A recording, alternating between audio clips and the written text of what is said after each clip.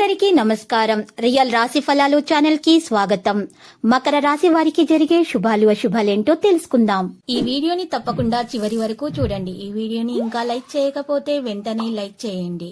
ప్రతిరోజు మీ రాశి ఫలాలు అందరికంటే ముందుగా తెలుసుకోవాలంటే క్రింద కనిపిస్తున్న రెడ్ కలర్ సబ్స్క్రైబ్ బటన్ ని క్లిక్ చేసి ప్రక్కనే ఉన్న బెల్ బటన్ ని యాక్టివ్ చేయండి. అలాగే ఈ వీడియోని తప్పకుండా మీ మిత్రులందరితో షేర్ చేయండి. ఈ రోజు మీ రోజువారీ బ్రతుకులో ఒక్కసారిగా పెద్ద శుభవార్త ఒకటి అందటం వల్ల మీరు మీ ప్రేయస్తో కలిసి ఎంజాయ్ చేయడానికి బయట సినిమాలు షికార్లని వెళ్తారు. ఈ రోజు మీ జీవితంలో ఎప్పటికీ గుర్తుండిపోయేలాగా గడపడానికి ప్రయత్నిస్తారు. దైవ కార్యాల్లో పాల్గొనడం వల్ల మీకు మేలు కలుగుతుంది.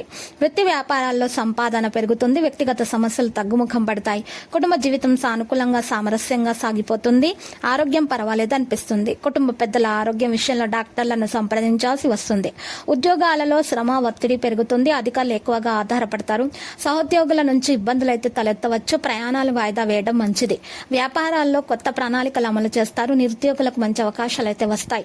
వీటిని సద్వినియోగం చేసుకోవాల్సి వస్తుంది. ఆదాయం ఆశాజనకంగా ఉంటుంది.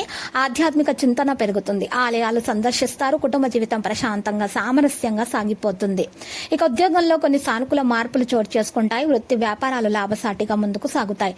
రాజకీయ ప్రముఖులతో పరిచయాలు పెరుగుతాయి. రాజకీయాలు, రియల్ ఎస్టేట్, వైద్యం, మద్యం తదితర రంగాల వారికి సమయం అనుకూలంగా కనిపిస్తుంది.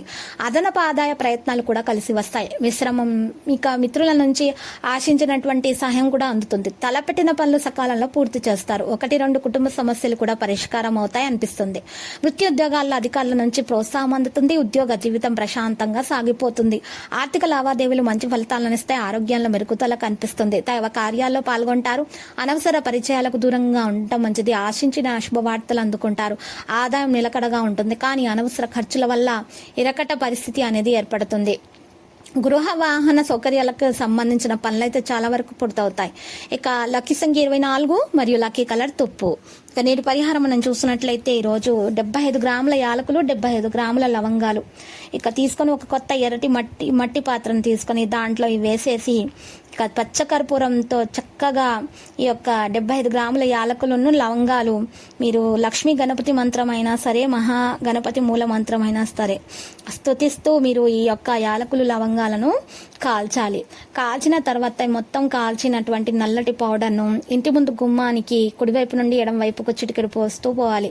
ఇలా చేస్తూ ఉంటే మీ దోషాలన్నీ తొలగిపోతాయి. మీకు అన్ని శుభాలు కలుగుతాయి. మీ ఇంట్లో ఉన్నటువంటి నెగటివ్ ఎనర్జీ కూడా తొలగిపోతుంది.